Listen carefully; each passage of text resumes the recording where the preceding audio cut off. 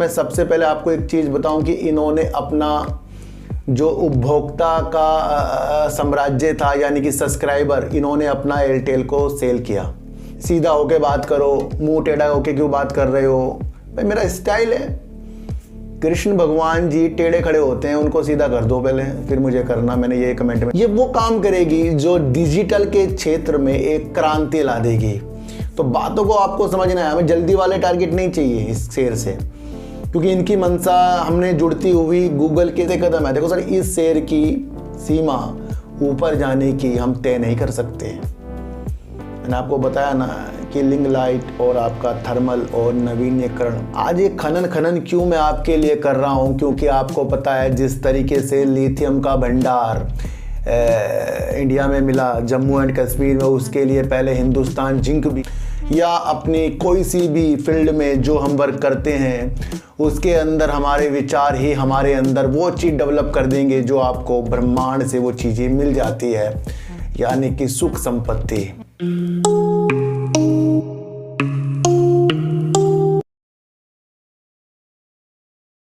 नमस्कार, मैं स्वागत करता हूं आपका अपने ही चैनल पर जिसका नाम है सार्थक बाजार से। आज बात करेंगे TTML की, बात करेंगे NLC इंडिया की, और बात करेंगे हम सबका चाहता शेयर जो है यस बैंक। उसका रिजल्ट आ गया है, उसके बारे में भी आज एक अनोखी एनालाइज करेंगे और देखेंगे कि ये सक्सेस होती है कि नहीं जो हमारी एनालाइज है। तो इसके बारे में भी आज हम बात करेंगे।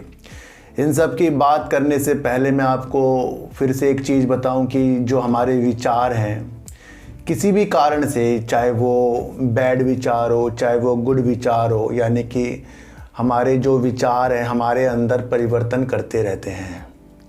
हम कितना अच्छा सोचेंगे वही चीज़ हमारे शरीर के साथ, मन के साथ और हमारे हर एक वातावरण के साथ होती जाएगी। और जितनी बैड चीज़ें हम सोचते रहेंगे उतनी चीज़ें हमारे अंदर वो घर करती जाएगी, और कहीं ना कहीं वो सारी की सारी चीज़ें हमारे विचार के द्वारा हमें आगे जाकर लॉस कराएगी। तो शेयर मार्केट में भी हमारे विचार उत्पन्न जो होने चाहिए बिल्कुल एक स्वच्छ तरीके से होने चाहिए, जिसके अंदर हमें खुद को फ़ायदा दिलाने वाली रणनीतियों के साथ आगे बढ़ना चाहिए। इन सारी परिस्थितियों को हमें समझना है कि हम अपने घर पे, व्यापार पे, दोस्तों के साथ, या अपनी कोई सी भी फील्ड में जो हम वर्क करते हैं उसके अंदर हमारे विचार ही हमारे अंदर वो चीज़ डेवलप कर देंगे जो आपको ब्रह्मांड से वो चीज़ें मिल जाती है, यानी कि सुख संपत्ति। देखो सर, मैं आपको एक चीज़ बताऊं, सबसे पहले दूसरों के प्रति एक आदर भाव लाना हमारे लिए बहुत ज़रूरी है। दूसरों की तकलीफ़ों को जानना, दूसरों की मजबूरियों को जानना, दूसरों को ज़्यादा से ज़्यादा उनकी तकलीफ़ को जानकर उनकी हेल्प करना, उससे जो एक प्रसन्नता आपके अंदर आएगी वो आपकी मनी को बढ़ाती जाएगी, चाहे वो मार्केट हो चाहे वो आपका व्यापार हो। मैं बिल्कुल सही कह रहा हूँ सर। किसी का भी हिस्सा, यानी कि हम किसी के भी हिस्से को मारने वाली चीज़ें के साथ उतर रहे हैं, किसी के पैसे हड़पने वाली चीज़ों के साथ उतर रहे हैं, तो हो सकता है उस टाइम तो हमें फ़ायदा हो, लेकिन आगे जाकर फिर हमें बड़ा लॉस हो जाता है लाइफ में भी। और कहीं ना कहीं कहते हैं सर, आगे निकल जाएगा, पहले कुछ कर्म होंगे हमारे। ये ऐसे नहीं कहते सर, ये ब्रह्मांड है, यहीं पर सब कुछ है। तो इसलिए हमें अपना वातावरण इतना अच्छा करना है कि हमारे साथ भगवान भी अगर कुछ गलत हो तो उसे सही कर दे। बिल्कुल सही कह रहा हूँ, क्योंकि कभी कभी मुझे ऐसे कमेंट देखने को मिलते हैं, सबसे पहले सीधा होके बात करो, मुंह टेढ़ा होके क्यों बात कर रहे हो? भाई मेरा स्टाइल है। कृष्ण भगवान जी टेढ़े खड़े होते हैं, उनको सीधा कर दो पहले, फिर मुझे करना। मैंने ये कमेंट में जवाब दिया। तो लोगों को दूसरों की सुंदरता और दूसरों की बातें नहीं समझनी है, उनको तो बस वो देखना, भाई सीधा करके सीधा मैं बोल दूं, क्या समझ में आएगा आपको? मेरा जो स्टाइल है मैं उसे चेंज नहीं कर सकता, और अगर जिसको वो चीज़ें सुननी है जो उसको अच्छी लगती है तो फिर यहाँ पर कुछ उनको मिलने तो वाला नहीं है। इसलिए विचारों पे काम करना है सर। जब तक कि हम विचारों पे काम नहीं करेंगे तब तक कुछ नहीं अच्छा होगा। सुदामा जी ने जब कृष्ण भगवान के हिस्से के चने खा लिए थे तो आपको देखने को ये मिला है कि सुदामा जी कितने गरीब और कितनी यातनाएं उन्होंने सही है अपने जीवन में। तो हमें तो अपने से मतलब, अपने हिस्से से मतलब, और किसी के भी हक को बिल्कुल नहीं मारना है, क्योंकि अगर हमने ऐसा करना शुरू करा उस वक्त अच्छा हो सकता है, लेकिन आगे जाकर कहीं ना कहीं हमें दुख वाली चीज़ें भी साथ हो सकती हैं। तो सारी परिस्थितियों को समझें और अपने विचार को अच्छा करके डेवलप कीजिए और निखार आपके अंदर ज़रूर से ज़रूर आएगा। इतनी सी बात आपको एक मैं बता दूं। अब बात करेंगे एनएलसी इंडिया के बारे में। सबसे पहले मैंने आपको बताया था कि ये एक नवरत्न कंपनी है जो लिग्नाइट और खनन के कार्यों में भी अच्छा वर्क करती है। इनकी विशेषता ये है कि 1967 से ये मुख्य तौर पर खनन की विशेषताओं के साथ आगे बढ़ रहा है और मुख्य क्षमता है इनके पास खनिजों की खनन के लिए।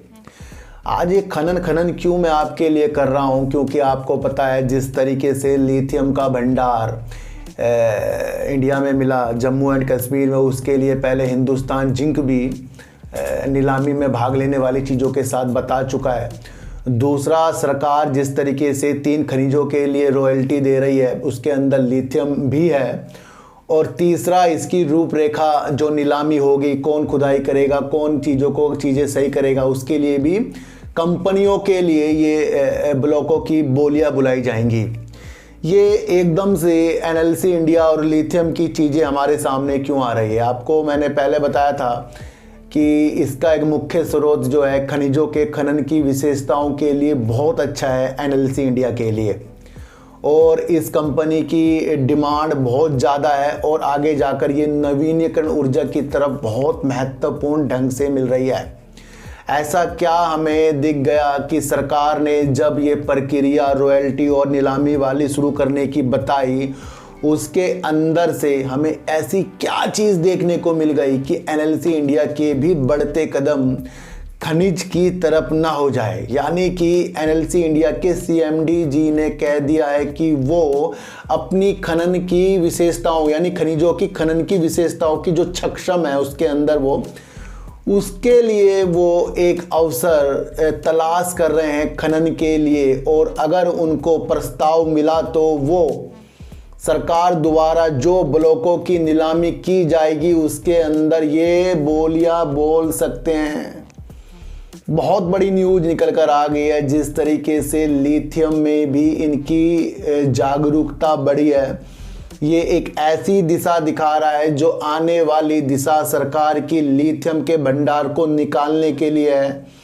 तो एक जुड़ता हुआ नाम मुझे लग रहा है हो सकता है, क्योंकि ये सारी की सारी जुड़ती हुई चीज़ें सीएमडी साहब ने बताई है कि लिथियम के लिए और सरकार द्वारा ब्लॉक की जो नीलामी होगी उसके अंदर वो रुचि दिखा सकता है। ये एक बढ़ते कदम है। देखो सर, इस शेयर की सीमा ऊपर जाने की हम तय नहीं कर सकते। मैंने आपको बताया ना कि लिग्नाइट और आपका थर्मल और नवीनीकरण और गैसीकरण भेल के साथ चीज़ें करना, और अब इसने अपने चीज़ों को विस्तार के साथ बता दिया कि लिथियम की चीज़ों के साथ और खनिज के खनन के विशेषताओं के साथ ये अपनी क्षमता दिखाएंगे, क्योंकि उनके ऊपर विश्वास बहुत ज़्यादा है इस कंपनी को, क्योंकि ये अभी से नहीं कभी से इस तरीके का खनन का काम कर रही है। तो यहाँ से एक व्यू मिल गए कि आने वाले दिनों में जिस तरीके से सरकार कुछ भी खनिजों के लिए काम करेगी उसके अंदर एनएलसी इंडिया वर्क करेगा। बहुत पॉजिटिव संकेत निकल कर आ रहे हैं। तो आपको अब क्या देखने को मिला कि 1967 से ये खनिजों की खनन की विशेषताओं के साथ इनके पास वो सक्षम चीज़ है जो खनन की चीज़ों को अच्छा कर सकती हैं, और लिथियम के और अन्य खनिजों की खनन के लिए कंपनी उतारू हो रही है और कहीं ना कहीं से प्रस्ताव मिलने पर काम हो सकता है। पॉजिटिव संकेत आ गए। जो इस पॉजिटिव संकेत को समझ जाएगा वो इस कंपनी में अच्छे आगे जाकर बेनिफिट लेकर जाएगा। बात करेंगे सर टीटीएमएल की, और टीटीएमएल की बात करना आज लाजमी ज़रूरी है, क्योंकि टीटीएमएल ने वो एक काम कर दिया है जो इससे पहले एयरटेल और जियो ने एजीआर ड्यू के लिए सुप्रीम कोर्ट में अपनी अर्जी लगाकर किया था। तो उसके साथ ही आगे बढ़ा। इसकी बात करने से पहले इसके अंदर और चीज़ों को खोजेंगे और उसके अंदर देखेंगे क्या टीटीएमएल हमें आगे की दिशा के साथ अच्छा लग रहा है या नहीं। सबसे पहले इस कंपनी में आ रही है अगस्त से तेज़ी, और तेज़ी के साथ साथ ये सितंबर 15 तक 107 रुपये के आपको टारगेट भी दिखाकर ये पहुंच गया, यानी 107 रुपये में 15 में 107 रुपये के इसने हाई लगा दिया था।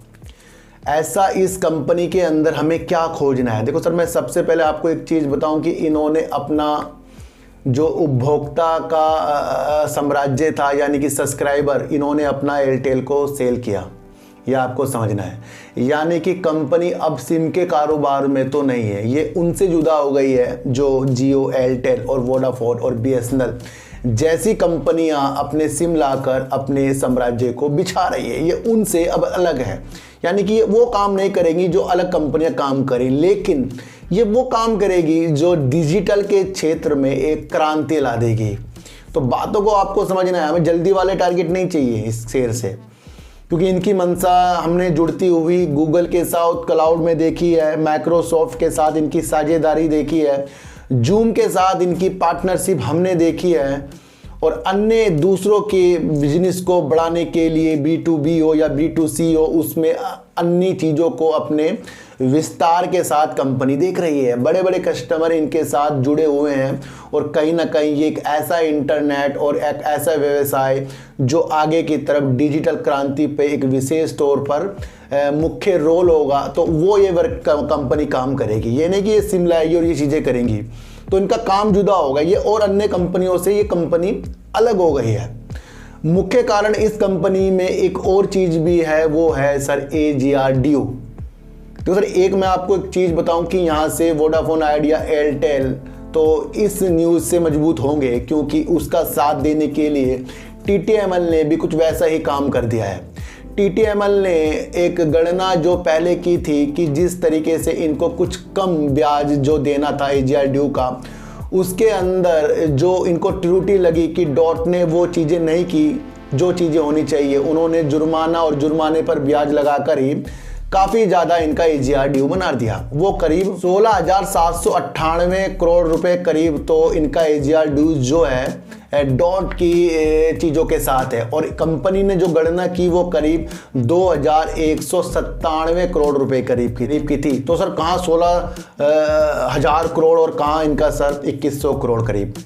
तो यहाँ पर एक इन्होंने फिर से सुप्रीम कोर्ट में सुधारात्मक याचिका लगा दी है TTML ने, और एक विशेषताओं के साथ देख रहा है कि जो ये कह रहा है कि इससे ये गणना जो है वो गलत हुई है डॉट से। तो अगर ये चीज़ें इन्होंने सुप्रीम कोर्ट के समक्ष और उनको ध्यान में रखकर ये चीज़ें बता दी हैं कि डॉट ने जो चीज़ें की हैं वो त्रुटिपूर्ण है, गणना में कमी है, उसे सुधारा जाए, तो उससे पहले 9 अक्टूबर को जो वोडाफोन आइडिया और एयरटेल ने भी अपनी याचिका लगाई थी, दोनों ने एक साथ, और अब ये तीसरा आ गया है। तो जज के जो भी जजमेंट होंगे अगर इनके पक्ष में आए तो कहीं ना कहीं ये वोडाफोन आइडिया और TTML और आपका एयरटेल के लिए भी बेस्ट होगा। कंपनियों का टोटल AGR 1.47 लाख करोड़ है, 1.47 लाख करोड़, और उसमें से ब्याज, जुर्माना और जुर्माने में ब्याज जो लगाया गया है वो करीब 75% है। 75% इस तरीके का जो ये कह रहे हैं कि त्रुटि हुई है, अगर ये चीज़ें हट जाएं तो तीनों कंपनियों को कितना ज़्यादा इससे बेनिफिट हो सकता है, आप ये समझ सकते हैं।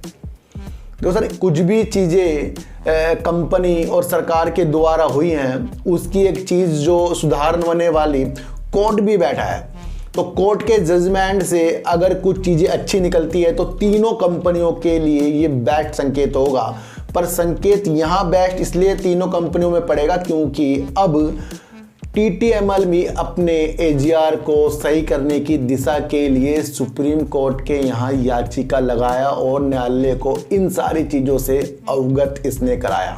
तो TTML के इस कदम से अगर कुछ बाहरें आ सकती हैं तो वो तब आ सकती हैं कि इससे थोड़ा सा जुड़ती हुई चीज़ तीनों के साथ मिलेगी। देखो सर मैं आपको एक चीज़ बताऊं कि जैसे मैंने आपको बताया कि शेयर मार्केट में विचारों पे और शेयर की चाल और शेयर की समझ के साथ हमें आगे बढ़ना चाहिए, वो वाकई सही है। हमें न्यूज़ की वो साइकोलॉजी खोजनी है जो दूसरा नहीं खोज रहा है। दूसरा सिर्फ न्यूज को पढ़ रहा है और वो समझ रहा है कि ये हो गया वो हो गया। नहीं, उसके अलावा भी कई चीज़ें होती हैं। मैंने आपको एक चीज़ बताऊं, लोग दूसरे के फेस देखकर ही उसके बारे में जान लेते हैं। ये भी एक माइंड की चीज़ है, ये भी एक साइकोलॉजी भी है, ये भी एक विद्या है जो हम दूसरों की बातों और उसके हाव भाव से उसके बारे में जानते हैं। ये एक चीज़ होती है और इसी तरीके से न्यूज को भी खोजना है, क्योंकि उसमें भी कुछ छुपे हुए तथ्य होते हैं। और अगर उस तथ्य को आपने जाना कि किस न्यूज़ से कौन बेस्ट हो रहा है, किस न्यूज़ से क्या खराब हो रहा है, तो वहाँ आपको अच्छा लगना ज़रूरी लाजमी है कि अगर आपने वो चीज़ें समझ ली फिर तो आसान बहुत काम हो गया ना सर। देखो सर, इससे पहले वोडाफोन आइडिया और एयरटेल ने अपनी याचिका लगाई, लेकिन वहाँ पर टीटीएमएल ने साथ दिया, क्योंकि एजीआर ड्यू में जो त्रुटि अगर वोडाफोन आइडिया के साथ हुई है तो फिर टीटीएमएल ने इनका साथ क्यों नहीं दिया।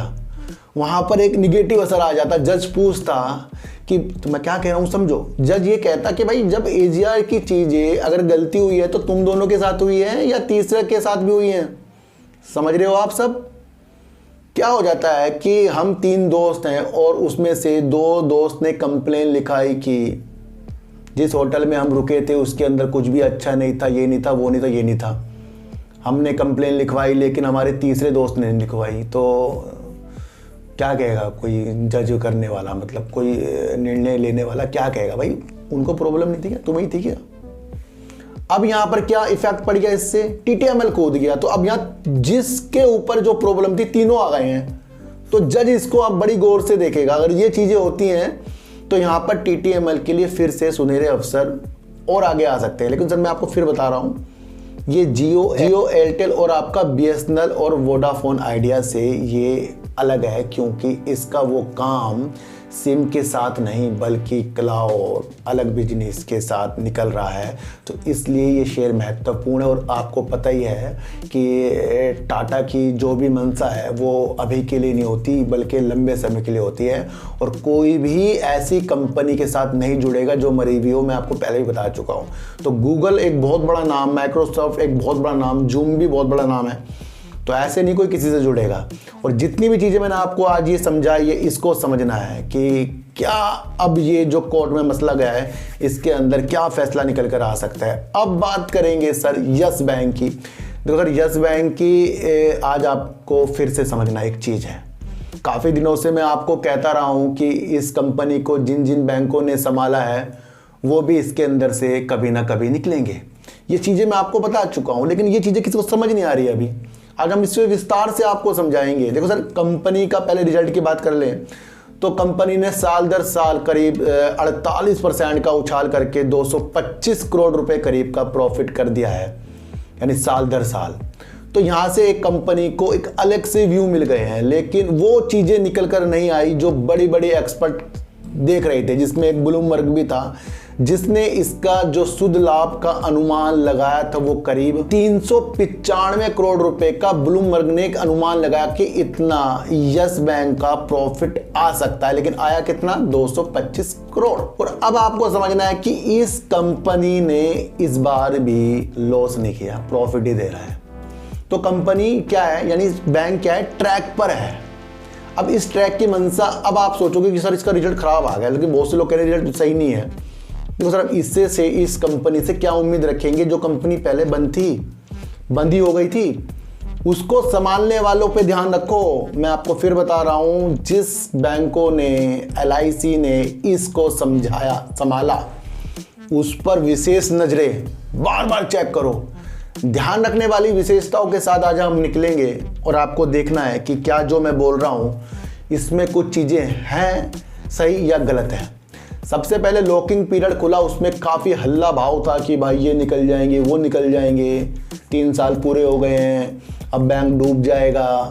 क्या वैसी गिरावट और वैसे हल्ले के जो चीज़ें थी वो आपको होती हुई दिखाई दी? नहीं दी, लेकिन वो आगे होगी।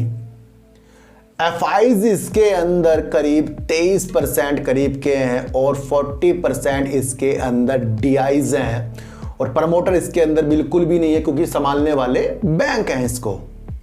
और पब्लिक इसके अंदर करीब 35.90% करीब की है। अब आपको समझना है कि सबसे ज्यादा इस बैंक पर अपना पैसा किसने लगाया, वो है SBI, जिसका यस बैंक में करीब 26.14% का SBI का स्टेक पड़ा हुआ है, यस बैंक में सबसे ज्यादा। ध्यान रखने वाली बात। दूसरा, 4.34% LIC इसके अंदर है, 1% IDFC फर्स्ट बैंक है और इसके अंदर एक्सिस बैंक जो है 1.57% है और दूसरी तरफ HDFC बैंक जो इसके अंदर अपनी होल्डिंग बनाकर बैठा है 3.03% है और दूसरी तरफ अगर आप देखें कि ICICI ने इसके अंदर अपनी होल्डिंग 2.6% की बना रखी है, यानी कि 40.68% करीब के इसके अंदर बैंक और LIC है। क्या मिल रहा है इससे? देखो सर, ये जो डाटा बताया सितंबर 2023 का है। क्या इन्होंने यहां नहीं निकाला, आगे नहीं निकालेंगे? निकालेंगे। क्या वो इस रेट पर निकालेंगे? इस रेट पर निकालना होता तो अभी ये जो शेयर आपको 20-21 से ऊपर मिला था तो वहां निकाल देते। कब निकलेंगे वो? जब वो ऊपर जाकर ये अपनी चीज़ों के साथ, अच्छी चीज़ों के साथ आएंगे। मुझे लगता है इस बैंक में आने वाली है तेज़ी, और वो इस भाव से कि लॉकिंग पीरियड वाली चीज़ें भी लोग भूल गए। इसके साथ साथ जो लग के बैंक इसको चला रहे हैं वो सिर्फ मैं ही चैनल आपको याद दिला रहा है। और आज मैंने सोचा चलो फिर खुल के ही बताएं आपको, क्योंकि लोग कहते हैं सर खुल के भी कुछ बताओ, तो मैंने आपको इसका डाटा दिखाया है। ये मेरी एनालाइज कह रही है कि इसके अंदर एक तूफानी तेजी भी आ सकती है, पर हमें देखना है कि अगर ये युद्ध की स्थिति या फिर इस रिजल्ट को कुछ और निवेशक गलत भाप गए तो गिरावट। लेकिन मुझे लगता है कि गिरावट के बाद भी इसके अंदर तेजी के संकेत हैं। वो इसलिए कि SBI अपना इतना बड़ा स्टेक इसके अंदर फंसा कर नहीं बैठेगा।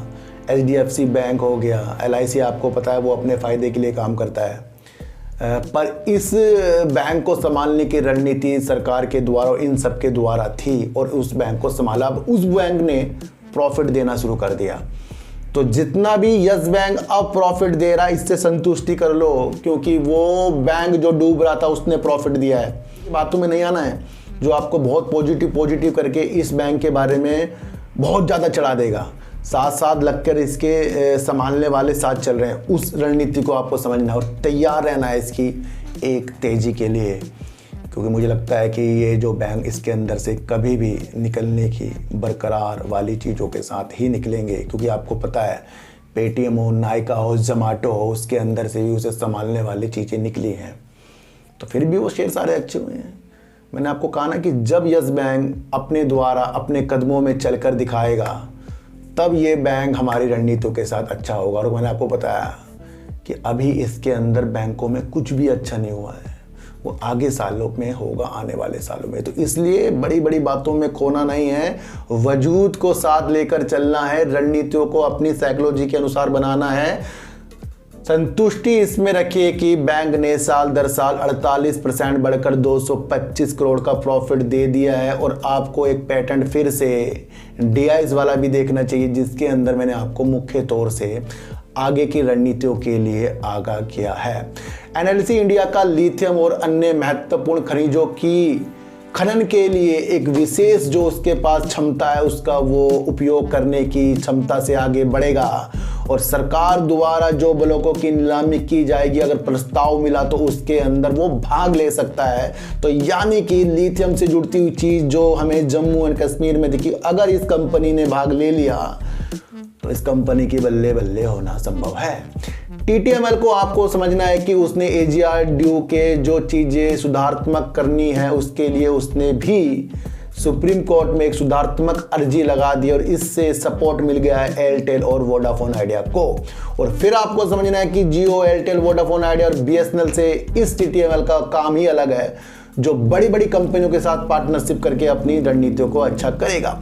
फिर कह रहा हूं, किसी के हिस्से पे किसी को दुख देना, इन सब चीजों से हमें दूर होना पड़ेगा और अपने विचार को शुद्धता की ओर ले जाना पड़ेगा। तो सच्ची वीडियो देखिए, अच्छी वीडियो देखिए, समझ कर देखिए और किसी भी रणनीतिक चीजों में पहुंचने से पहले अपनी एनालाइज को सबसे आगे रखिए, क्योंकि आपको किसी की भी एनालिसिस पर विश्वास नहीं करना है, चाहे मैं ही क्यों ना हूं। अपने वजूद की एक रणनीति शुरुआत कर दो और शेयर मार्केट से अपने द्वारा पैसा कमाना शुरू कर दो। तो सर चीटी को हटा दीजिए, गाय को रोटी दीजिए और अपने बच्चों को ज़्यादा से ज़्यादा प्यार कीजिए, क्योंकि बच्चे ही आपकी मासूमियत से किस्मत पलटेंगे। तो फिर मिलेंगे आपसे नए वीडियो के साथ, जब तक के लिए नमस्कार।